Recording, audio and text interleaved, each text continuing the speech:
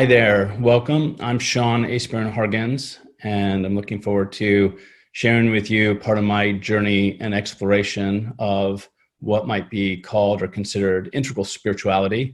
And I want to talk about, activating and integrating the three wisdom centers in the context of the meta-integral triple path of the magical, mythical, and mystical traditions, right? So there's two main components to what I want to explore with you today.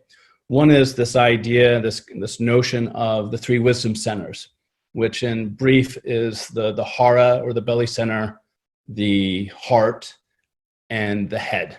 And you find this, as we'll see, across many traditions. And I want to be exploring working with these three wisdom centers in the context of kind of a meta frame for spirituality that includes integrating and working with multiple traditions at the same time. In this case, there's three main paths that I want to identify that I feel go together in a really powerful way. And that is the magical path, the mythical path, and the mystical path.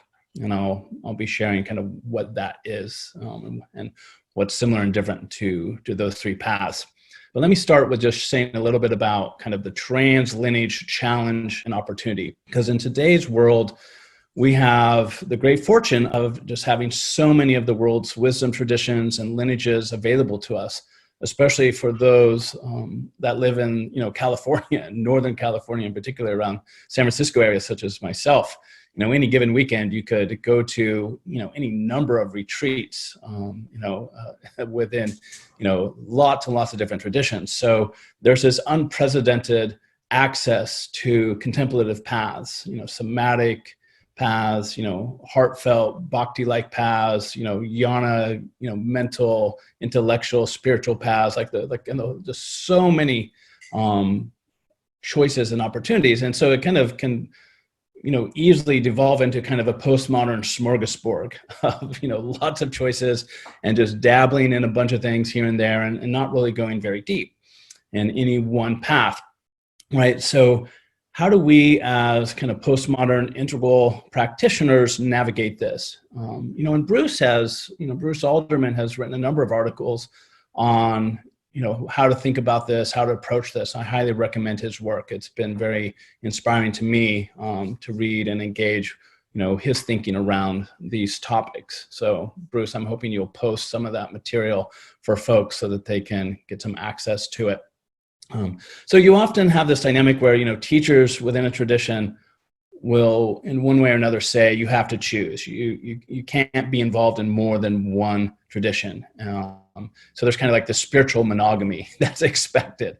And that makes sense because many of the traditions really don't unlock their secrets unless you've done a deep dive in that tradition, which usually requires 10, 15, 20 plus years of real serious engagement, 1 to 2 hours a day type of engagement in order to really access the logi of that tradition. And yet, as we know as integral practitioners, that there's really not any single tradition that really covers the basis of our full multidimensional self, right? So if we commit exclusively to any single tradition, there's usually ways in which we find other aspects of our spiritual or integral selves are left untouched, unengaged, or not as engaged as fully as we would want or sense, as possible. So, so this is a bit of a quandary, how do we engage in multiple paths in a very deep, serious way and kind of avoid just the aperspectival, craziness of sampling lots and lots of different, traditions and kind of falling into a kind of a new age, malaise of, just kind of a shallow kind of spirituality. So just so you all have a sense of kind of my integral spiritual reference points, I just want to mention a few major influences on my thinking.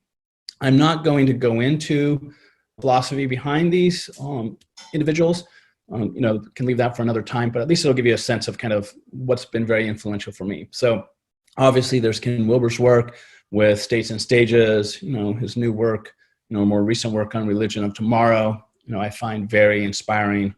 I've been a deep student of Ken's work for, almost 30 years now, and, it remains a primary influence. There's also A.H. Almas and his work with the diamond approach. Was a practitioner of that for over a decade. My wife is a teacher in that tradition. And, I find like some of his recent work, Runaway Realization, to just be exquisite. And just as, in Appendix D, I think it is, in his, Inner Journey Home, where he talks about the different logi of different traditions, I find really important, and how each system or tradition has its own kind of logos, its own kind of qualities and, dynamics and realizations associated with that tradition. And then there's Jorge Ferrer and his work around participatory spirituality. I was a student of Jorge's at California Institute of Integral Studies, and, really engaged his thinking in this context, quite seriously for many, many years. And he has kind of a similar an active view as Ken does, but he focuses on the many and Ken kind of focuses on the one. Therefore, they go together very nicely. And then lastly, I'll just highlight, Roy Bhaskar and his work of meta reality, his holy trinity of ontological realism, epistemological pluralism, and judgmental rationalism, right?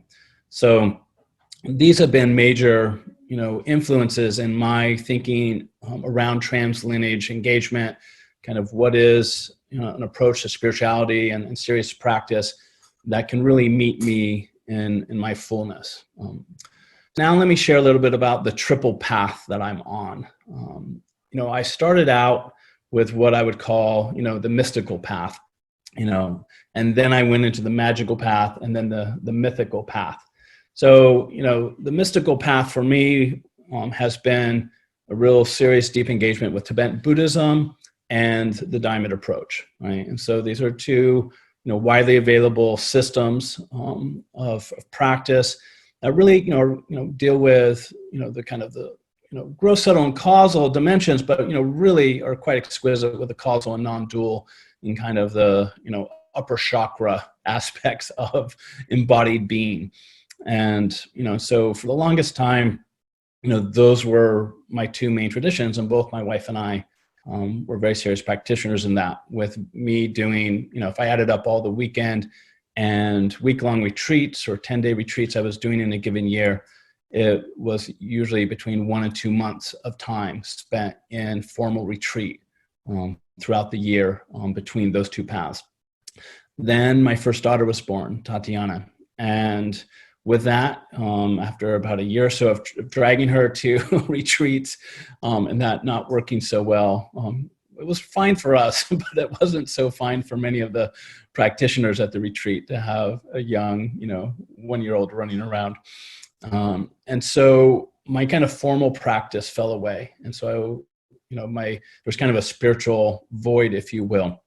And in this context, I began exploring my longstanding interest in nature spirits, elementals, the fairy realm, just kind of all the different nature intelligences that, many traditions, shamanic, theosophical, occult, hermetic, talk about. And I began working in that tradition. And a gentleman by the name of Orion Foxwood had, developed kind of a path, a spiritual path in this context. And this was the first time I realized that this could actually be kind of a legitimate, serious path of spiritual practice. So I dove into that, into the Hermetic work of Franz Bardon. And so this kind of brought me into the magical path and working with the will and, kind of nature and kind of physical reality and manifestation and magic, and really exploring what does that look like. And this was a very difficult period for me because this did not go well with my integral self-identity, right? Like I did not tell anyone in the integral community that I was doing this, at least not for quite a while, because it screamed the pre-trans fallacy, if you will. So I was quite kind of, I wouldn't say ashamed, but I didn't know how to really integrate this emergent, soulful line of practice with kind of my public persona of, being an academic leader in the integral space. But I kept on with it and was very keen to more deeply understand this path. And in Orion's work, he talks about, basically there being kind of three paths, which I'm summarizing as the magical path, the mythical path, and the mystical path. And I was really, engaged by this kind of meta frame that he was suggesting, which involved there being kind of us being multidimensional beings, and that different paths actually serve and connect with one of several different layers of who we are as human beings. And I had been working with the Enneagram system and teaching that at John F. Kennedy University. And I really loved the Enneagram and really resonated with its triadic kind of architecture that included, the head, the heart, and the hara, right? Or the body for the, 8, 9, and 1 types, the image and heart for the 2, 3, and 4 types, and the head for, the 5, 6, and 7 types. So this kind of triadic thinking already, really appealed to me and resonated on a deep level. So when Orion's work was highlighting this in the context of spiritual practice, it gave me permission to continue working with the magical traditions and combining those with my already established kind of mystical practices. But then I was aware that this, left out the mythical. And so, but I didn't know what that might be for me at the time. I was raised Lutheran, so in a Christian context, and really valued my time in that context, but I never really felt drawn to the Christian tradition, since college. And there wasn't really any other kind of mythical, traditions that spoke to me at this point. And so I thought, all right, 2 out of the 3, that's good. But then as we had our second daughter, and, my wife and I, being very serious practitioners and meditators, really had this deep desire to raise our kids in a spiritual context. So, and we had kind of a, less than satisfying experience trying to bring them into Tibetan Buddhism or the Diamond approach, because most of the practitioners in that space were, baby boomers. Their kids were already at college, and those sanghas were not very family friendly. Even though at times they tried to be, they just it wasn't really kind of in the cards. So we started looking around, like kind of what would be a context for us to raise our kids in. And my wife was really drawn to, mystical Christianity and the Russian Orthodox tradition. And so she found a church in our area, and we began going to it. And I really loved it. I really found myself resonating with the Russian kind of cultural elements, and also it has a very powerful, mythical aspect in terms of, the stories of Jesus and, and all the parables and the stories, but also has this really cool kind of mystical dimension as well. And in some ways, the Russian Orthodox path has many elements of the Eastern traditions. It has more of a meditative and contemplative element, right? And so that really worked for us. And so we started going to that. We got baptized into that tradition, and been doing that for the last 10 years or so. And then I realized, in reflecting on Orion's framework of the magic, mythic, and mystical path, that this was kind of filling in the mystical, or rather the mythical element of my triadic path. And then in the context of over the last couple of years, we went and lived in Ireland and Scotland for most of a year. And this put me in touch with my Irish ancestry and my Scottish ancestry. And I started reading all the kind of myths, Irish myths and stories, and really loving it. And then really came in touch with Celtic Christianity, which, also kind of goes back to the Desert Fathers, and as does Russian Orthodoxy. So there's a lot of interesting similarities between kind of Celtic Christianity and Russian Orthodox Christianity. And so I found myself really engaged with Celtic Christianity, and I'm actively working in a tradition that goes all the way back to the 5th century Culdees on the island of Iona, off the west coast of Scotland. And so this kind of ended up filling in, my triple path, where, at the magical level, I work in the fairy tradition and the Hermetic tradition. At the mythical level, I work with, Russian Orthodoxy and Celtic Christianity. And at the mystical level, I work in Tibetan Buddhism and the Diamond Approach tradition. So there's essentially two major traditions within each of those, kind of paths that I'm working with. Now that ends up being 6 in total, which I think is too many for anyone, but that just happens to be what's unfolded in my life. So those are the 6 traditions that I'm deeply engaged with. And there's a lot of interesting parallels and overlaps with them. And each of them really connects in a profound way with one of the 3 centers, the belly center, the hara, and the heart, and then the head, right? So that gives you a little bit of background and kind of a personal context for my journey over the last 20, 30 years and in developing a trans-lineage practice or set of practices that work in these 3 major paths of awakening with very different traditions, and have found it deeply satisfying. I feel like every aspect of my multidimensional being is, really engaged, and that by working with the different practices from these different traditions, I feel like I got plenty of stuff to work on and to do, to say the least. So over the years, I've continued to explore the 3 wisdom centers, and and I keep finding them popping up. They show up in a lot of traditions, and for many years I was aware of like 3 or 4 traditions that work with the 3 centers. Like I knew the Enneagram did. I'd come across neuroscience and how neuroscience has pointed out that we have neurological networks in our head, and then we have about 40,000 neurons in our heart. We have 500 million neurons in our gut, which is often called the second brain, right? So science has been pointing, to these 3 centers. Then I learned the Celtic tradition works with the 3 cauldrons, which are essentially the hara, the heart, and the head. Qigong and Chinese medicine works with the 3 Dantians, lower, middle, and upper Dantian. Steiner and the anthroposophical work, has, the willing, feeling, and thinking, right? I studied Steiner in grad school. My kids go to Waldorf school, right? So I was aware that this set of 3 centers shows up a lot. And it shows up, as much as the other kind of triadic frame does, which is body, mind, spirit, right? So you either come across body, mind, spirit as kind of a holistic triad, or, body, heart, and mind, or in some version of that.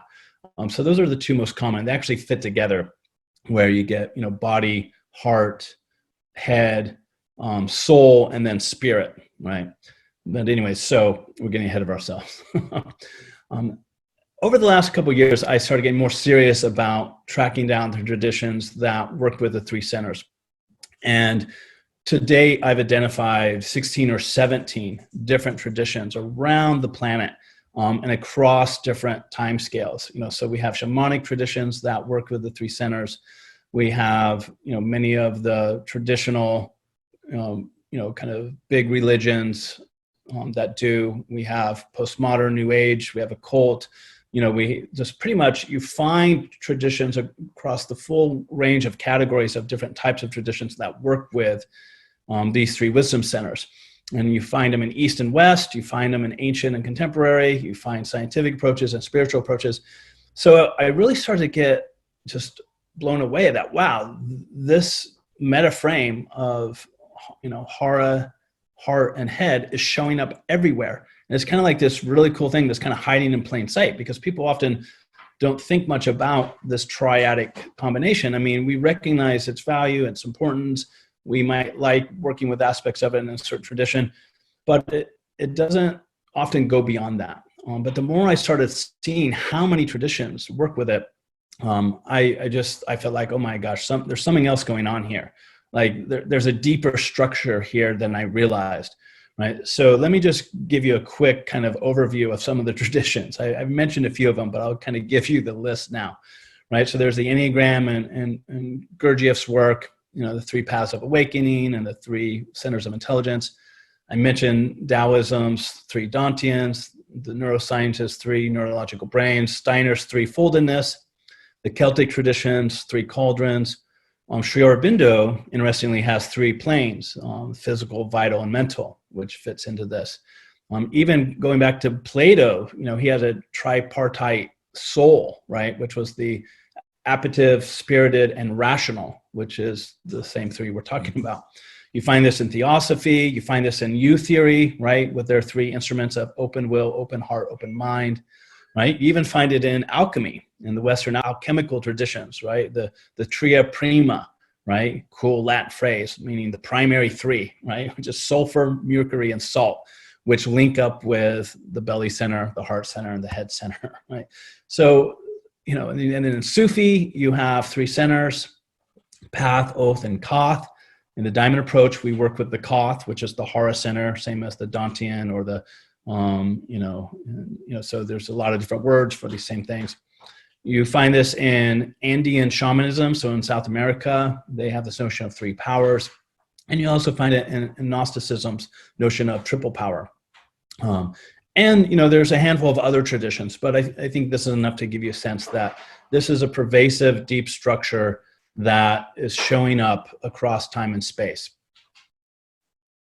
So one of the things that I started to notice when I realized that there were, over a dozen of different traditions working with these three centers, that there's a variety of traditions that fall in the magical path, a variety that fall in the mythical path, and a variety that fall in the mystical path. So that really synced up with what I was saying earlier and making me realize that working with the three wisdom centers is a metaframe for working with these three different distinct paths of spiritual awakening: magical, mythical, and mystical, and that they sync up in a way because certain paths tend to specialize in, the hara, other paths specialize in the heart, and, other paths specialize in the head. So like for me, the magical paths really work with the hara and manifesting and working with will, and a lot of magical practices kind of have that aspect. The mythical practices are, very heart-opening. The stories and the poetry and the lives of the saints and sages, Christ's flaming sacred heart. So there's a lot about, opening up and surrendering to the divine. And then, the mystical paths, really are about purifying the mind and thinking and developing metacognition and witness awareness. So there's a way in which it's like all the paths work with all three centers, and yet some of the paths have certain potency and depth of understanding of different centers more than some of the others.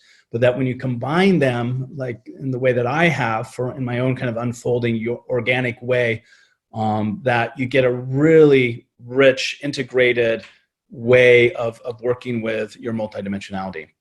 So there's a variety of practices. Each of these 16 traditions has different practices of working with the three centers. So I started collecting these, and so far I have 14 different practices that I've pulled out of the traditions. Some of them are practices that are actually used in the tradition, and some are more inspired by the tradition and practices I've created, based on, my own understanding of the logi of that tradition. But nevertheless, there have 2 or 3 practices for each of many of these traditions, right? And so some of them are, practices where you talk with the 3 different centers, and I'll introduce this practice at the end of my share today. Some are about observing the 3 centers, like, with the Gurdjieff approach, the 4th way approach.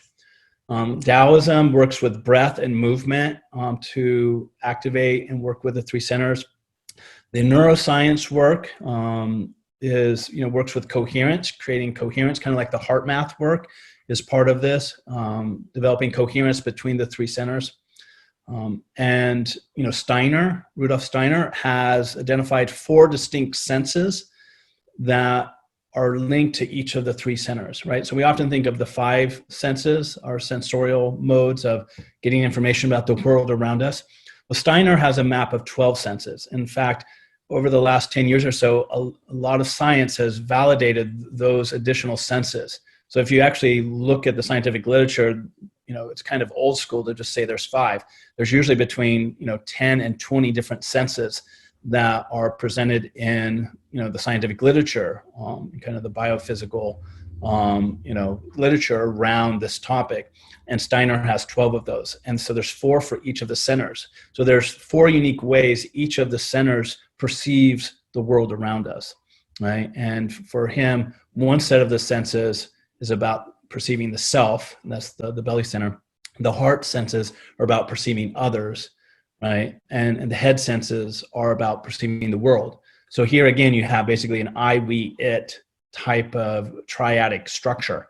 And you find this across many of the traditions that work with the 3 centers. But I'll get into that in a little bit when I make some links with integral theory. So there's other kinds of practices. So like the Celtic tradition uses a lot of visualization, singing, chanting, and even mudras. And Sri Aurobindo's approach to working with the 3 centers, though he tends to focus more on the heart center and the head center, but he does include, the physical and the vital center. He, coming from a kind of Eastern yogic context, he really highlights concentration, where you just concentrate on each of the centers in order to activate it.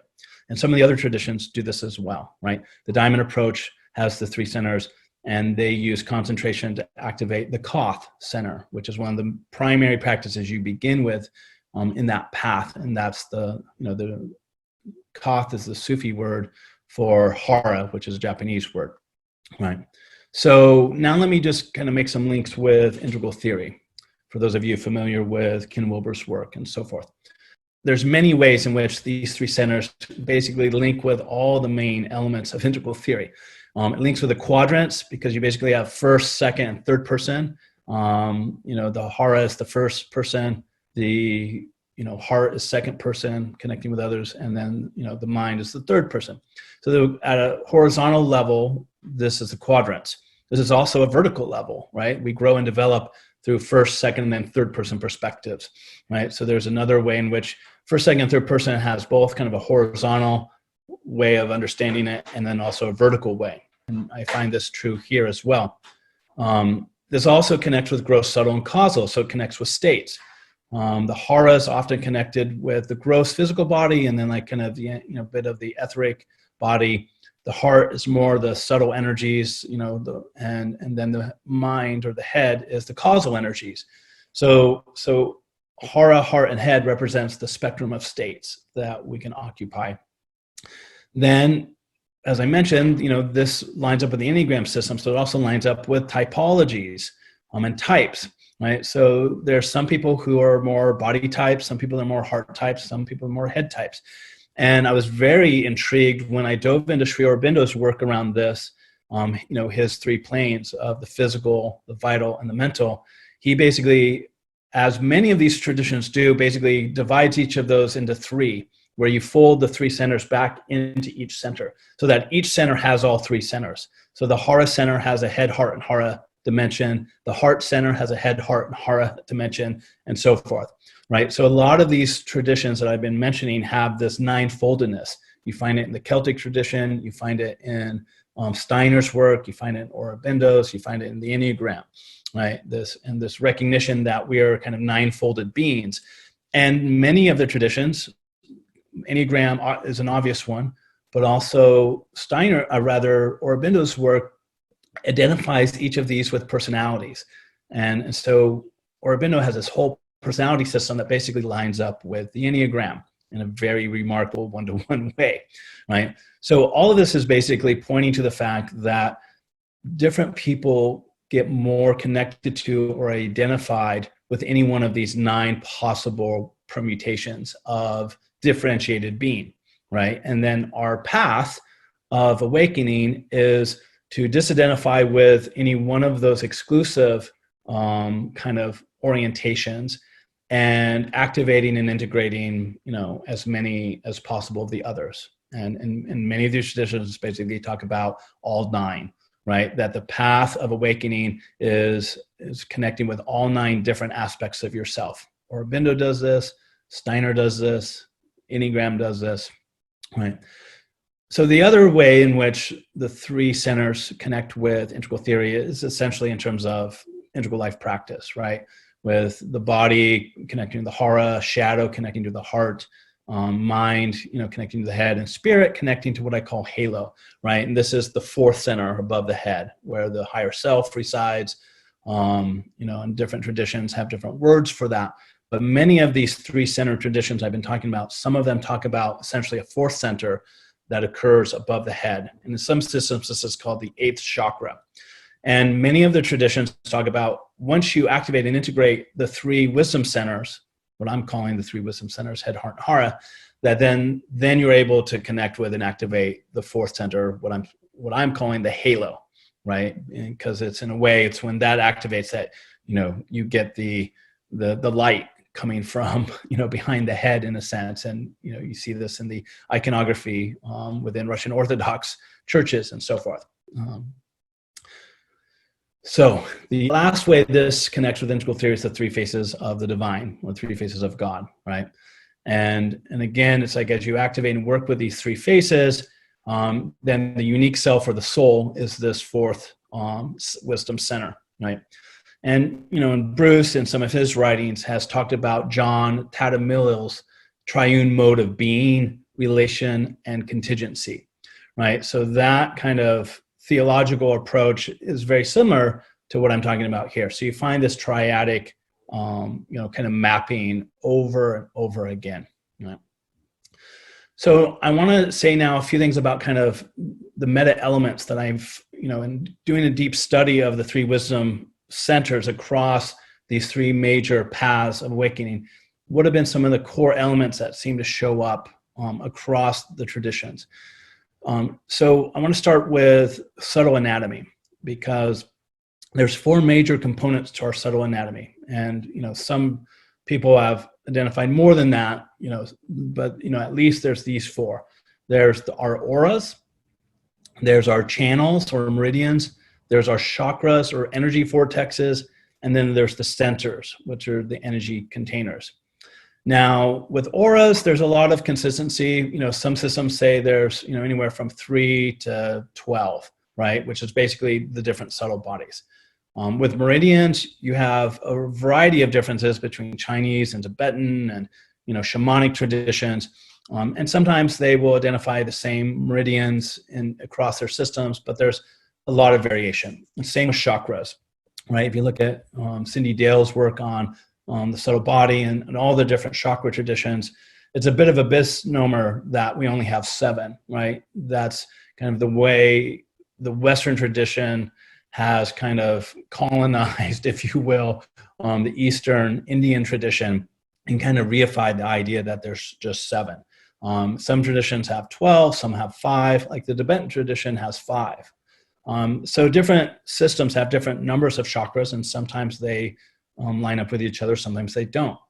But when it comes to the three wisdom centers, that is an element of our subtle anatomy that seems to be consistent across all 16 traditions that I've identified so far. You don't find the same with auras, meridians, or chakras. You don't find 16 traditions that all are describing those other aspects of our subtle anatomy with the exact same number and in the exact same way.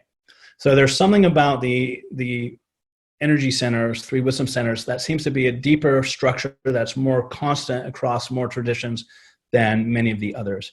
And there is a real distinct difference between the chakras, which tend to be whirlpools or energy vortexes, where energy kind of goes in and out of the chakra, versus the wisdom centers, which are often described more as containers that hold the energy, right? And in the Chinese system, Taoist, you build up the qi in your lower dantian, right? So there's a container there that you build that up, and then you draw on that in martial arts or in movement and so forth.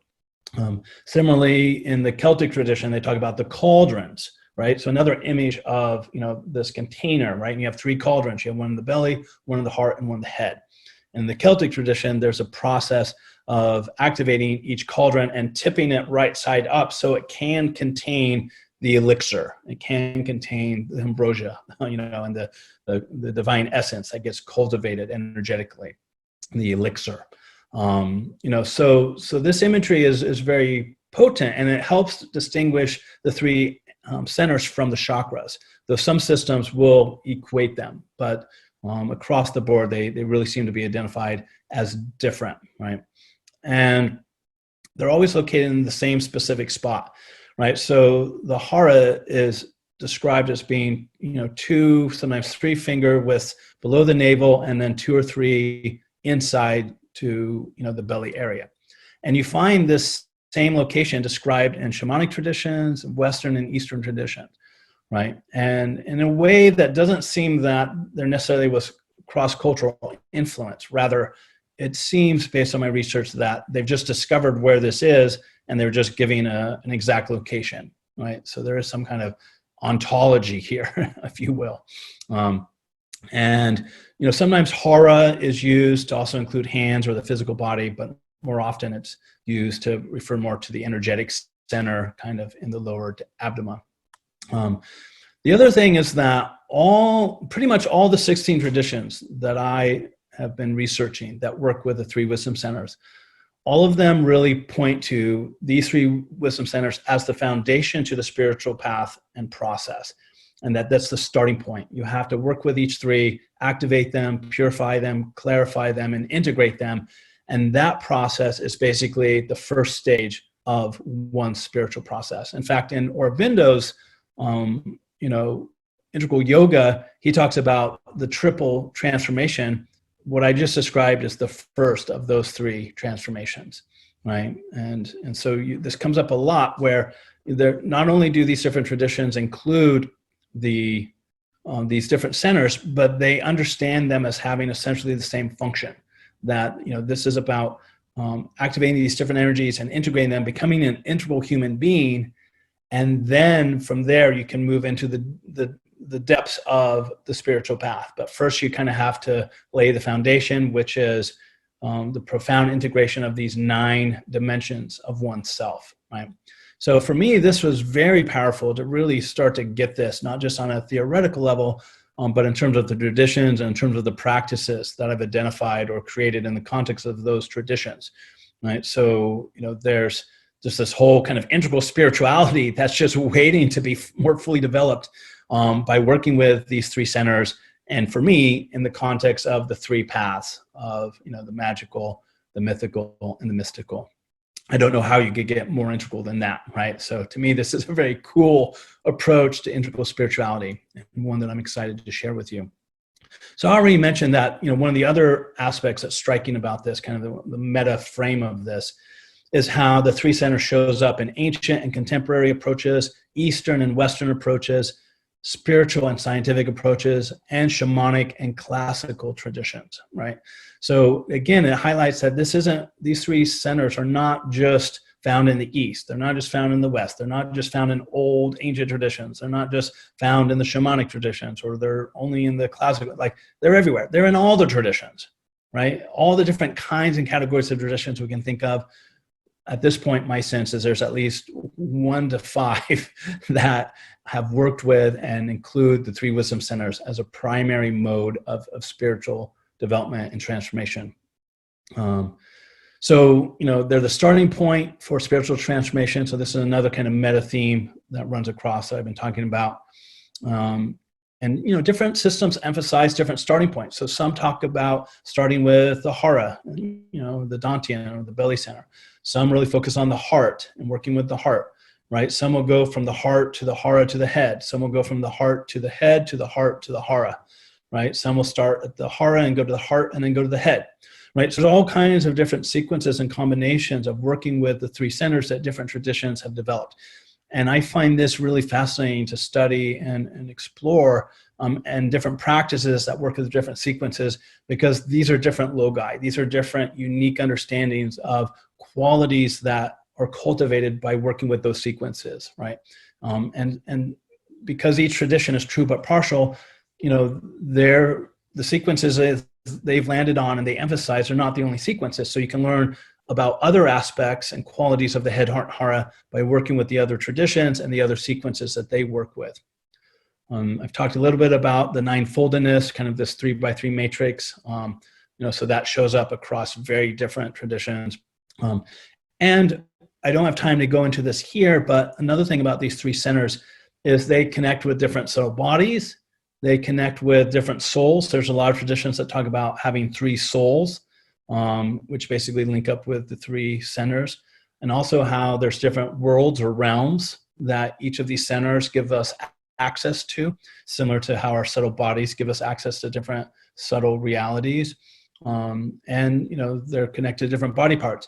So there's this fractal way in which the 3 centers are kind of these portals or entry points to these other layers of a larger cosmology, a gross, subtle, and causal non-dual cosmology, right? So by really working through the 3 centers, then you start to begin to build bridges into these other layers or dimensions of spiritual practice. Over the years, working with, applying integral theory in leadership contexts and in business, and with students, I've developed kind of my short list of 8 to 10 meta principles of integration. So at this point, I want to just share with you 8 of those and just briefly touch on how working with the 3 centers across the 3 paths engage these 8 meta principles of integration as a further way of showing that working with these 3 centers and these 3 paths is an integral spiritual path or process, because it satisfies these 8 meta principles that I've identified over the years, working with integration and people and transformation in a lot of contexts. One is, going deep into the parts as much as embracing the whole, right? So going into each of the 3 centers as well as all of them together, and kind of moving back and forth between the whole and the part, right? As integralists, we often end up focusing on the whole more than the parts, but I have found that's really important to play with that dialectic and give equal focus to the partness as well as the wholeness. Another one is that differentiation precedes integration, right? So we have to differentiate our awareness and our embodiment into these 3 centers, further differentiate them, and then that puts us in a position for a more profound integration across the 3 centers, right? And all the 3 center traditions are really saying this in one way or another, and I found it to be true for myself. Also, working with the 3 centers is a very profound way of turning subject into object. So taking something you can't see and bringing it around and making it something you can see, right? This is one of the core drivers of development and transformation, and working with the 3 centers provides that. Also, another principle is the more polarities, the better, right? Integration is the management of multiple polarities, right? In a coherent, dynamic way, right? And the 3 centers, because it's a triad, there's lots of different polarities, right? There's a polarity of the head and the gut, right? And the gut and the heart and the head and so forth, right? So there's all these permutations of polarity between the 3 centers, and so there's a lot of different polarities to work with, and identifying those and resolving those and dynamically managing those is essentially what it means to be an integrated human being, right? Doing micro practices is essential, right? I find this to be one of the core, things for developing and transforming, is doing lots of micro practices, and the 3 centers give ample opportunity for that. There's so many different micro practices that you can do with them, and some of those are the practices I've identified and pulled together. Another principle is perspectives, taking, seeking, and coordinating perspectives. Doing this both in relationship to oneself, which is taking, seeking, coordinating perspectives on your own states of being, as well as doing it in relationship to others, taking, seeking, and coordinating the perspectives of others. When you do it towards yourself, this drives state training. When you do it in terms of others, it drives vertical development. So there's something about taking, seeking, and coordinating perspectives, both with oneself as object and with others as object, that really drive both state training and vertical development, right? And working with the 3 centers is an ongoing process of taking, seeking, and coordinating the perspectives of those 3 centers. And one of the practices I'm going to introduce to you in a moment is one way of doing that. And then the last principle, the 8th principle I want to share from integration is, using and including the big 3, I, we, and it in everything, right? And so the I, we, and it show up in the three centers as I already described. So to me, it was quite a realization when I took, these 8, meta principles of integration that have emerged in my, embodied practice and work with other people over the last 20 plus years, and then use those 8 principles to look at what's going on with the 3 centers and to see that, check, check, check, check, check, right? So basically this path of working with these 3 centers, satisfies, in pretty direct ways, all 8 of those meta principles of integration. So this just further confirmed for me that, working with the 3 centers in the context of the 3 paths is its own unique approach to integral spirituality and development. All right, so in conclusion, just want to say a few things by way of summary, and then I want to share a couple practices with you. So these 3 centers appear to be a unique meta-integral element of spirituality, right? And in many ways, that's been overlooked or underappreciated. These 3 centers link in multiple ways to integral theory, to all kind of the core elements or concepts of integral theory, I think we could say. They engage the 8 meta principles of integration that I just walked through. The 3 wisdom centers can serve as a meta-integral frame for trans-lineage practice, right? This is the magic, mythic, mystical, where each tradition both represents a center and contains or works with all 3 centers, right? So that kind of fractal piece that I was talking about. New forms of spiritual practice can and are emerging from engaging across multiple 3-center traditions, right? Some of these traditions are very similar, some are quite different. Like I'm always amazed at how similar the Celtic path is, Celtic Christianity and Celtic shamanism, with the Chinese Taoist path. Like those are 2 traditions you would not think of as being that similar, and yet they are, especially from the perspective of working with the 3 centers. So some are very similar, some are very different. And by working with these different traditions, these different 3-center traditions, we can find new meta patterns of transformation. Right. So I believe the 3 wisdom centers are a powerful and unique framework that allows us to go deep, right? So into the 3 main areas recognized by many traditions, head, heart, and hara, going deep into that, and going wide, right? So links to over a dozen different traditions, right? So this kind of helps us address this trans-lineage issue we opened with, right? It's like, how do you go deep and wide at the same time, right? Like what's a strategy for doing that, so that you can, really tap into the deeper logi of these traditions, but do so in a way that allows you to really unlock some of the more profound secrets that only come with really spending, decades within a tradition. So, an illustrative example of what is possible in terms of new forms of integral spirituality, I believe, working with these 3 centers and these 3 traditions is an illustrative example of this, right? And it's based on core transformative and ontological elements that occur across multiple traditions. And it serves as an anchor for trans-lineage engagement, right? So we have the 3 centers across dozens of traditions. We have the 3 paths of magic, mythic, and mystic. Focusing on these 3 centers can further evolve the traditions they are found in by cross-pollinating them with 3-center insights from other traditions that work with the 3 centers. The 3 centers can emerge as their own unique path, informed by how multiple traditions engage with them, right? And so this is an emergent integral spirituality, opposed to taking a current tradition and making it more integral, right? Kind of the integral Christianity or integral Buddhist approach, right?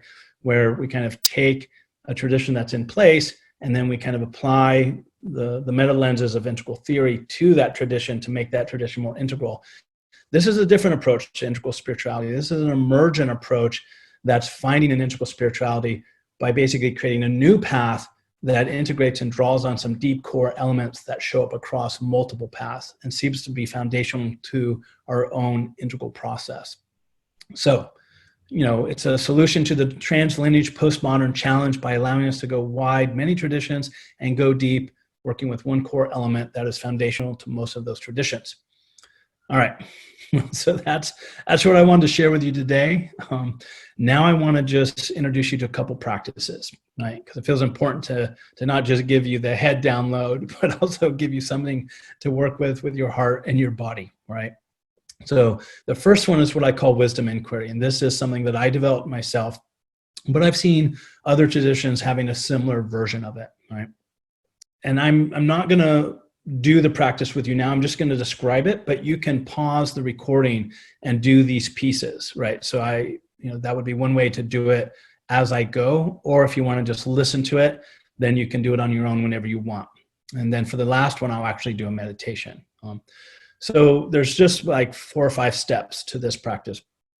First is taking about 30 seconds to get clear on an issue, challenge, or dilemma that you want to explore via, wisdom inquiry, right? And so you just take a few moments to bring this area into your awareness, right? So you can pause it now and do that if you want. All right, so once you're clear on the area you want to work with, then you just take 30 minutes, 30 seconds or a minute to ask the head what it thinks you should do and what is the key insight here. So you can either pause it now and do that in relationship to this, topic that you've, figured out, or you can just hear the whole thing, right? So you take 30 seconds and you write this down, right? So that, as you should also write down the topic at the top of the page, just so that's clear. And then 30 seconds talking to your head, and this is kind of like voice dialogue, right? And where the 3 voices are the head voice, the heart voice, and the hara or belly or body voice.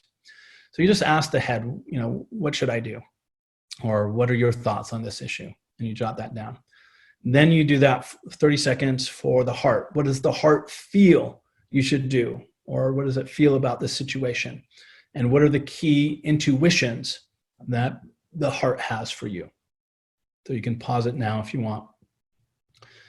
Then once you've written down some things for that, then the last step is, the hara, what is taking 30 seconds to explore, what is the hara sense you should do? Or what does it want to contribute to the dialogue? And what are the key instincts here, right? So the hara is instincts, the heart is intuitions, and the mind is insight, right? So you basically go through this dialogical process, right? And you can pause it now if you want to write down and do this with the hara. So once you have this piece of paper in front of you with, essentially some notes that the head, the heart, and the hara have all said or contributed to, this topic, then the last piece is to just take another 30 seconds or a minute or so, and then step back, look at what they all are saying, and then basically coordinate them, right? So the first step is essentially seeking their perspective, right? And then the next step is stepping back and coordinate the perspectives into a course of action. And then, a course of action that actually integrates the wisdom of each of the 3 centers. And what you often find is, the head will say yes, the heart says no, and the hara says no. Or the hara says yes, and the head says yes, and the heart says no, right? And so this is really powerful to realize how a lot of our internal conflicts, our competing commitments, to use Keegan's language, are the result of these different layers of our being seeing and viewing the situation in light of their own wisdom and their own concerns and their own orientation. And so by taking the time to kind of check in with each of the 3 wisdom centers and bring that wisdom to bear on a tough decision or situation that you're trying to navigate is very simple and very powerful. And I use this all the time. I've taught this to many people. I often get reports from them at what an amazing practice this is. And of course, you can adjust it and make variations on it. But I wanted to give you kind of the core essence of the practice today so that you can actually walk away with, a simple practice that you can do that can support you in being a more integrated person as you are dealing with the complexity of the realities that we find ourselves in. All right. So now let me actually just do a bit of a guided meditation, and you can either just listen to it without doing the meditation, and you can do it yourself, or if you want, you can actually kind of settle in and do the meditation with me as we go, which of course would be my preference, but either way is fine. And this comes from Sri Aurobindo and his integral yoga and his focus of connecting with kind of the intelligence and the kind of the 3 different selves. For him, there's a different self at each of the 3 centers, a different kind of witness capacity. So there's not just the witness capacity that we think of in a sense, is kind of this third person mode of consciousness that's watching us. But there's also, and that's kind of the head witness, there's also a heart witness and a belly witness. And so I want to tap into this witness consciousness for each of these three domains. And I call this open ocean, open field, open sky. And it takes about 3 to 5 minutes. And essentially the belly is the open ocean, the heart is the open field, and the mind is the open sky. And all right, so go ahead and get situated. You can do this standing or sitting, but have a straight spine, feet on the floor, and eyes closed or soft gaze.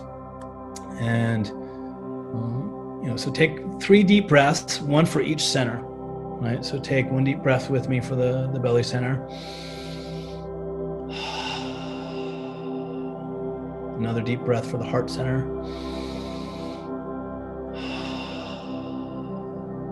And 1 final deep breath for the head center. All right, and so now we'll use breath and attention to stay connected to the hara center as you cultivate the physical true self over the next minute or so. So this is the open ocean. So with each breath, allow yourself to become more and more present in your hara center, in the belly center. So fill up the belly with presence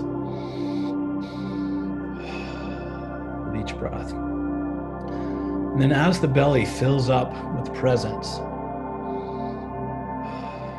allow that presence to spill out over and outside the belly and filling up the rest of the body, as if you are a balloon of awareness filling with more and more presence, until your whole body is present.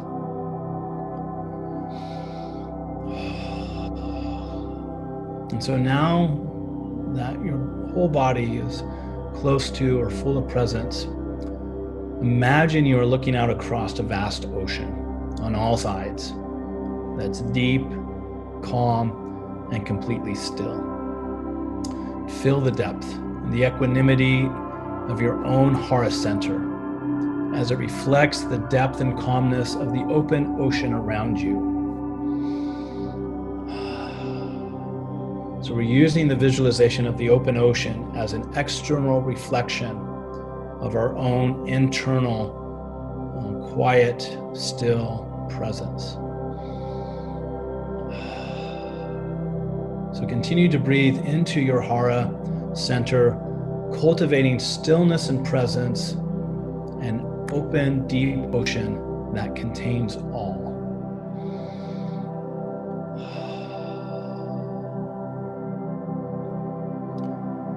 So now we're going to shift to open field. So now use breath and attention to stay connected to the heart center as you cultivate the vital true self over the next minute or so. So just as we did before with the hara center, with each breath, allow yourself to become more and more present in your heart center and expanding that out into the rest of your body once the heart is filled with the presence, as if it's in a balloon of awareness, filling with more and more aliveness. Right? So here in the heart center, we're cultivating aliveness.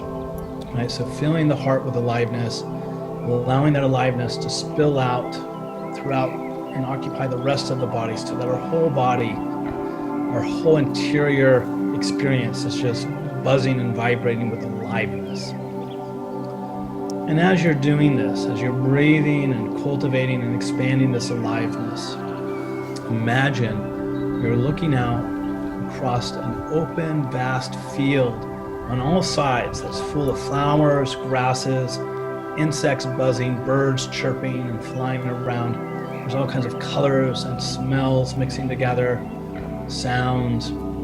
Feel the depth and equanimity of your own heart center as it reflects the luminous energy of the open field around you, this alive, buzzing, booming field in nature. Right? So again, breathing, cultivating the aliveness, and then using visualization to connect with this this vision of this alive field that's reflecting back to you your own aliveness in your own direct first-person experience. And continue to breathe into the heart center, cultivating stillness and aliveness, an open, full field that contains all. All right, and so we'll now shift into the last one, the open sky. So now use breath and attention to stay connected to the head center as you cultivate the mental true self over the next minute or so. And as we did before, with each breath, allow yourself to become more and more present in the head center, expanding it out into the rest of your body as if it is a balloon of awareness filling with more and more awareness.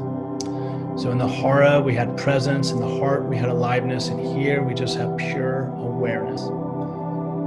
And imagine as you breathe, and this awareness spills out from the head and begins filling up the rest of your first-person experience, the rest of your body.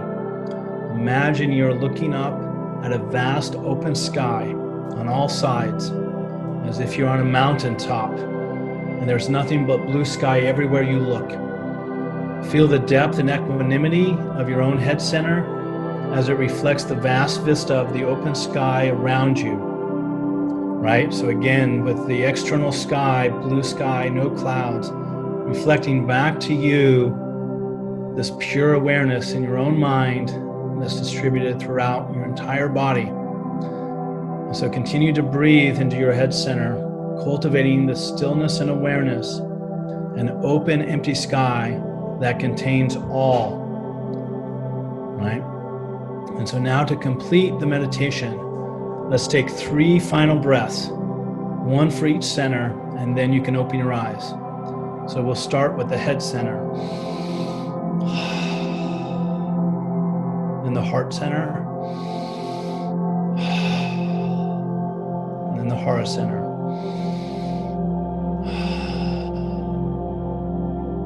Just rest in that place of integrated presence, aliveness, and awareness. And you can open your eyes and join me here as I just say thank you. Thank you for being with me as I share with you my own journey of exploring new faces of spirituality. I'm discovering new vistas of integral possibilities and exploring these 3 wisdom centers in the context of these 3 paths, the magical path, the mythical path, and the mystical path. Thank you so much, and many blessings and lots of love to you as you find your own unique ways to explore new faces of spirit.